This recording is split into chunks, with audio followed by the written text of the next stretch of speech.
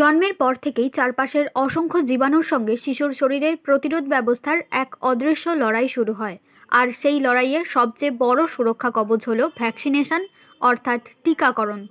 Vaccine 100% সংক্রমণ ঠেকাতে না পারলেও রোগের তীব্রতা, জটিলতা ও মৃত্যু ঝুঁকি বহু গুণ কমিয়ে দেয়। টিকা নেওয়া ও না নেওয়ার পার্থক্য তাই ভবিষ্যৎ স্বাস্থ্যের প্রশ্নে অত্যন্ত গুরুত্বপূর্ণ। জন্মের প্রথম 24 ঘন্টায় বিসিজি, হেপাটাইটিস বি ও পোলিও টিকা কেন এত জরুরি? এই সময়টাই কি ভবিষ্যৎ সুরক্ষার ভিত্তি? কন্যা সন্তানদের জন্য এইচপিভি ভ্যাকসিন কেন এত গুরুত্বপূর্ণ, আর কোন বয়সে নেওয়াই সবচেয়ে উপযোগী?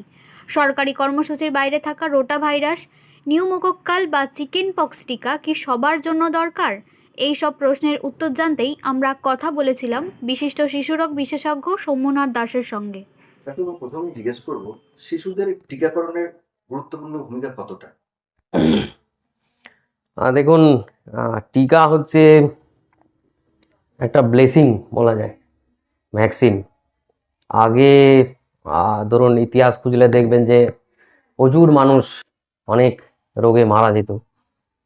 তারপরে আস্তে আস্তে ভ্যাকসিনের আবিষ্কার হলো, যার মাধ্যমে অনেক রোগ এখন কন্ট্রোলে আনা সম্ভব হয়েছে। যেমন ধরুন পোলিও, একটা উদাহরণ বলি। পোলিও তো এখন নির্মূল হয়ে গেছে ইন্ডিয়া থেকে, আর পোলিও নতুন কোনো কেস নেই। এটা সম্ভব হয়েছে আপনার ইন্টেন্সিফাইড যে পোলিও ভ্যাকসিনেশন। আমরা জানেন পোলিও ডে হয়, যেখানে বিভিন্ন জায়গাতে, রাস্তাতে, সব জায়গাতেই প্রত্যেক বাচ্চাকে, 5 বছরের নিচে বাচ্চাকে পোলিও দেওয়া হয়।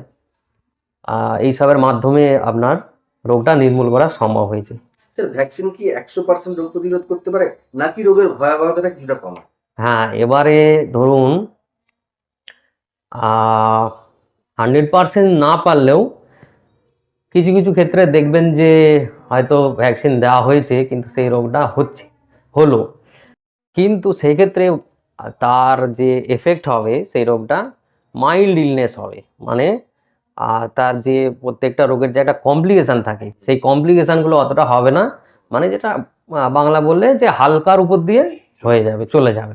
স্যার, জন্মের 24 ঘন্টার মধ্যে কি কি টিকা দেওয়া প্রয়োজন? বাচ্চা জন্মানোর সাথে সাথেই আপনার 24 ঘন্টার মধ্যে 3টে টিকা দেওয়া হয়। প্রথমে দেওয়া হয় হচ্ছে হেপাটাইটিস বি 12 ডোজ। এটা আপনাকে 24 ঘন্টার মধ্যে অবশ্যই দেওয়া উচিত, এটা নিয়ম। এছাড়া জন্মের সময় আর দুটো ভ্যাকসিন দেওয়া হচ্ছে, সেটা হচ্ছে বিসিজি এবং ওরাল পোলিও।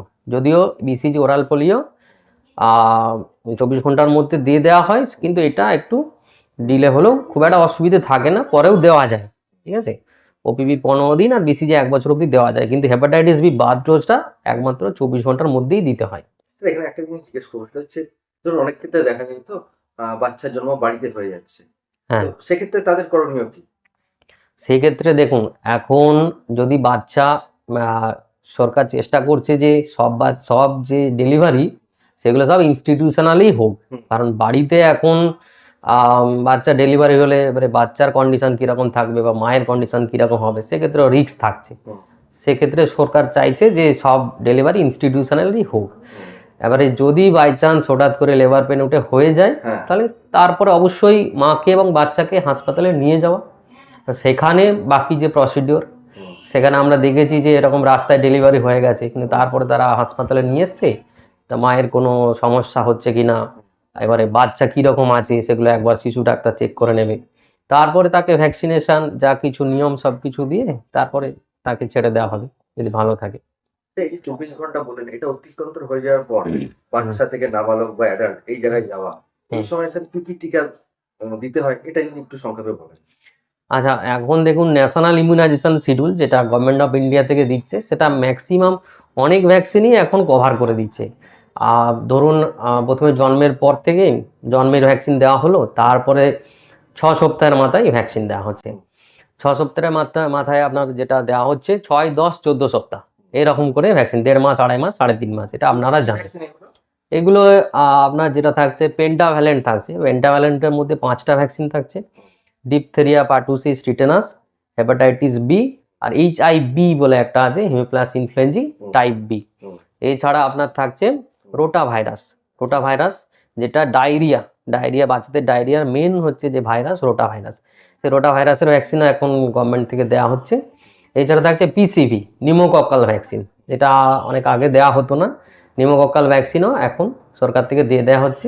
এছাড়া পোলিও থাকছে, পোলিও হচ্ছে ইনজেক্টেবল এবং হচ্ছে ওরাল পোলিও, এগুলো থাকছে 6, 10, 14 সপ্তাহে। তারপরে আপনার হচ্ছে 9 মান্থসে আপনার হচ্ছে এমআর দেওয়া হচ্ছে, এমআর মিজিলস আর রুবেলা। মামস কিন্তু দেওয়া হয় না, মামসটা কিন্তু গভর্নমেন্ট থেকে এখন দেওয়া হয় না, মিজিলস আর রুবেলা দেওয়া হয়। এবং তার সঙ্গে জেই ভ্যাকসিন, এটা আপনার এন্ডেমিক জায়গাতে জেই ভ্যাকসিন দেওয়া হচ্ছে। এছাড়া আপনার এমআর জেই আর তার সঙ্গে ডিপিটি পরেগুলো বুস্টারগুলো দেওয়া হচ্ছে 16 থেকে 24 মাসে। আর ভিটামিন এ অয়েল শুরু করা হচ্ছে 9 মান্থস থেকে, এটা 6 মাস ছাড়া ছাড়া, 9 মাস, তারপরে 18 মাস, তারপরে 6 মাস ছাড়া ছাড়া ভিটামিন এ অয়েলগুলো চলছে।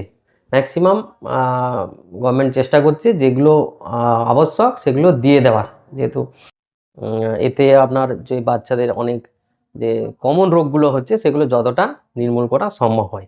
ভিটামিন কে কখন দেয়া? ভিটামিন কে আপনার জন্মের সাথেই দেওয়া হয়। ভিটামিন কে ইঞ্জেকশন বাচ্চাকে দেওয়া হয়, 1 মিলিগ্রাম দেওয়া হয়, 1 কেজির নিচে বাচ্চাদের 0.5 মিলিগ্রাম, নাহলে 1 মিলিগ্রাম ভিটামিন কে ইঞ্জেকশন দেওয়া হচ্ছে। এটা আপনার 6 মাস পর্যন্ত বাচ্চার ওই ভিটামিন কে স্টোরটা দেওয়ার জন্য। এতক্ষণ যে ভ্যাকসিনগুলো নিয়ে আলোচনা করলেন, এগুলো সবগুলোই সরকার থেকে দেওয়া হয়। হ্যাঁ, সরকার এর থেকে দেওয়া। বাইরে আর কি ভ্যাকসিন প্রাইভেট থেকে নেওয়া যেতে পারে বলে আপনি মনে করেন? আচ্ছা, এবারে দেখুন, আমাদের ইন্ডিয়াতে একটা বডি আছে, Indian academy of paediatrics, IAP, মানে যে চাইল্ড স্পেশালিস্ট বা পেডিয়াট্রিশিয়ানদের যে একটা central body, Indian academy of paediatrics. IAP তাদের আলাদা শিডিউল আছে, ভ্যাকসিন শিডিউল আছে।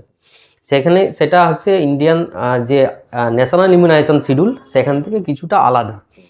সেখানেও যে ন্যাশনাল ইমিউনাইজেশন শিডিউলে ভ্যাকসিন দেওয়া হচ্ছে সেগুলো থাকছে, কিছুটা চেঞ্জ থাকছে, আর কিছু অ্যাডিশনাল ভ্যাকসিন সেখানে দেওয়া হচ্ছে। যেমন হচ্ছে ইনফ্লুয়েঞ্জা ভ্যাকসিন দেওয়া হয়। ইনফ্লুয়েঞ্জা ভ্যাকসিন প্রথমে 6 মান্থসে দেওয়া হচ্ছে, সেকেন্ড ডোজ দেওয়া হচ্ছে ইনফ্লুয়েঞ্জা 7 মান্থসে। এছাড়া হচ্ছে আপনার টাইফয়েড দেওয়া হয় 6 to 9 মান্থসের মধ্যে, সিঙ্গেল ডোজ দেওয়া হয়। আলাদাভাবে কিনে দিতে হয়? হ্যাঁ, এইটা আমি বলছি প্রাইভেট বলছি, যেটা গভর্নমেন্টে দেওয়া হয় না সেই ভ্যাকসিনগুলোর কথা বলছি, ইনফ্লুয়েঞ্জা, টাইফয়েড। এছাড়া আপনার থাকছে হেপাটাইটিস এ। হেপাটাইটিস এ গভর্নমেন্টে দেওয়া হয় না, এটা আপনার বাইরে থেকে দেওয়া যেতে পারে। এটা 2টো ডোজ থাকে, কিল ভ্যাকসিন, লাইভ ভ্যাকসিনে সিঙ্গেল ডোজ থাকে 12 মাসের পরে, 12 মাস, 18 মাস। এছাড়া থাকছে ভ্যারিসেলা, যেটা চিকেন পক্সের ভ্যাকসিন, এটা 2টো ডোজ থাকে 15 মাসে আর 18 মাসে। এছাড়া হচ্ছে আপনার এইচপিভি ভ্যাকসিন বলে একটা দেওয়া হয়, যেটা সার্ভাইকাল ক্যান্সার প্রতিরোধ করে। হ্যাঁ, বিশেষত মেয়েদের জন্য এটা 9 to 15 ইয়ার্স, 9 থেকে 15 বছর বয়সে দেওয়া হয়, 2টো ডোজ দেওয়া হয়। এগুলো মেনলি এক্সট্রা যেগুলো আইপি শিডিউলে আছে সেইগুলো। এই যে অতিরিক্ত এত যে ভ্যাকসিন, এগুলো নিলে কোনো রকম পরবর্তী ক্ষেত্রে পার্শ্ব প্রতিক্রিয়া কিছু হতে পারে না, পার্শ্ব প্রতিক্রিয়া আলাদা করে কিছু নেই।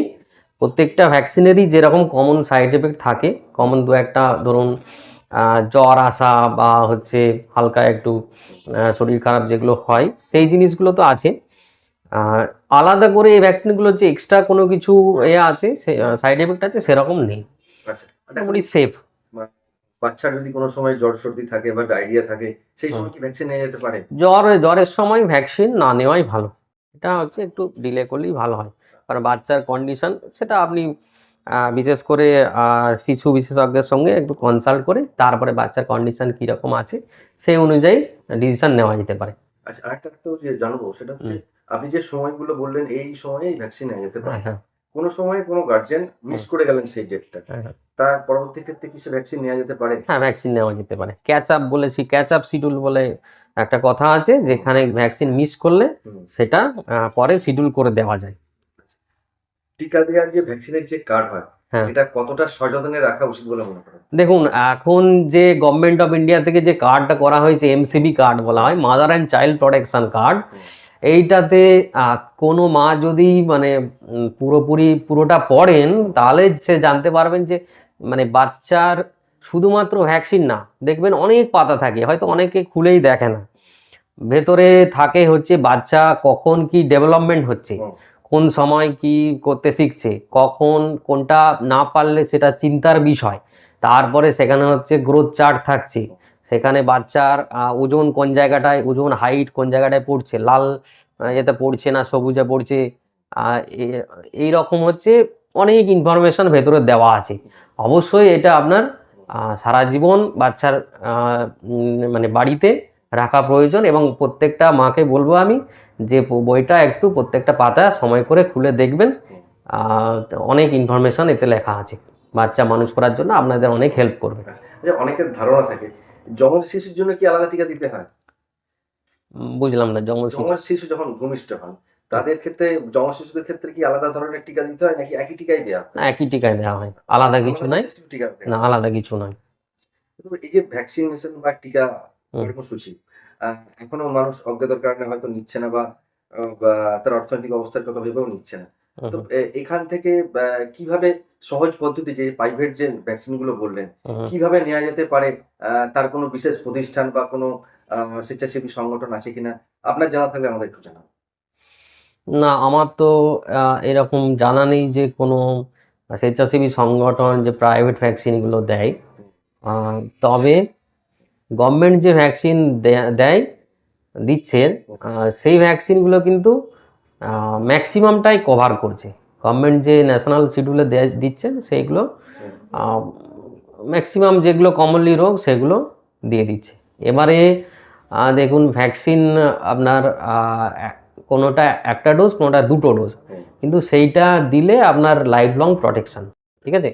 সেই ক্ষেত্রে বাবা মারা চেষ্টা করতে পারেন দেওয়ার জন্য।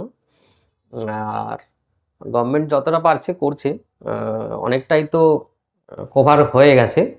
কিছু এক্সট্রা আছে সেগুলো এবারে দেখুন, এগুলো তো যার যেমন অর্থনৈতিক অবস্থা সেই অনুযায়ী সবাই তো নিতে পারবে সেরকম নয়।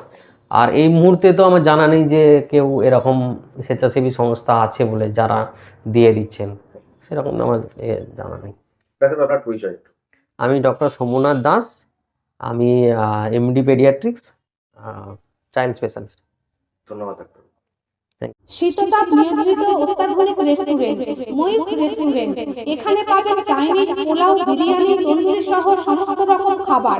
এছাড়াও কাস্টমারদের সুবিধার্থে হোম ডেলিভারির বিশেষ ব্যবস্থা রয়েছে। পাশাপাশি যে কোনো অনুষ্ঠানের জন্য ভাড়া দেওয়া হয়। আমাদের ঠিকানা থানাকুল হেলান সংলগ্ন তিলক চক। Phone number 8617492616 9732162360। সেরা খাবারের স্বাদ পেতে আজই আসুন ময়ূখ রেস্টুরেন্টে।